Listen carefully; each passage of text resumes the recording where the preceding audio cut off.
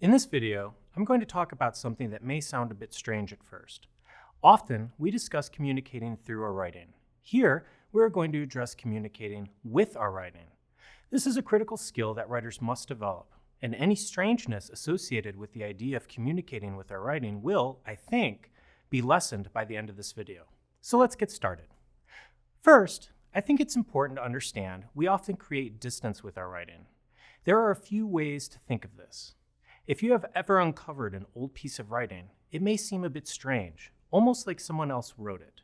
In a sense, this is the case. We change over time.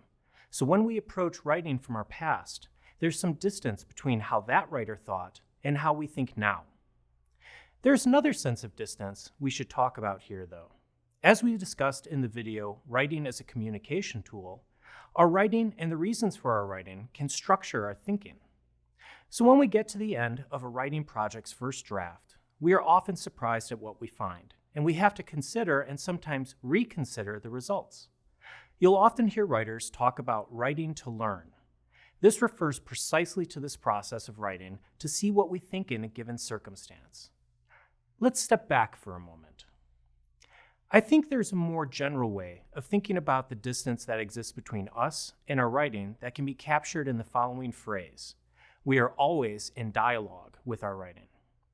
In a sense, we are talking with our writing as we compose, but our writing also talks back to us and allows us to consider our own thinking and composing processes before we talk back to our writing and change it. Later in our course, we'll learn more about communicating with our writing and even learn some structured ways to engage in the sort of dialogue I've described.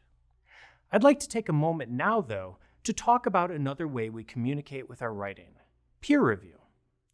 When we engage in peer review, something we'll be doing in our course, we ask another person to review and critique our work. That person engages with dialogue with our writing, and then they let us know how another reader understands what we have done in that writing. This creates another layer of communication between us and our writing, and it creates more productive distance between us and our text. Other readers can provide perspective and tell us what our text actually says versus what we think it says. This will become more concrete and make more sense as we engage in peer review later in the course. For now, though, we invite you to think of your writing not as a static, unchanging artifact, but instead as something that is living and changing, something that can communicate with us just as we communicate through it with others.